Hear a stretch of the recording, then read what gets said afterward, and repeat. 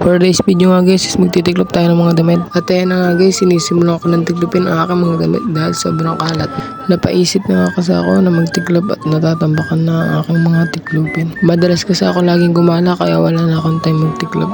Sa mga oras na ngayon ay natumba pa ang aking camera kaya inulit ko ulit. Fast forward ko na nga lang dahil ang haba ng video na to. At ayan na nga, malapit na ako matapos sa mga oras na yan. Binibilisan ko na nga ng aking pagtitiklop. At ito na nga guys, sisimulan ko naman siyang ilagay sa akin damitan. Nagpapakit pa ako dyan na parang tanga lang. Sinimulan ko na nga muna ilagay dyan ang aking mga short.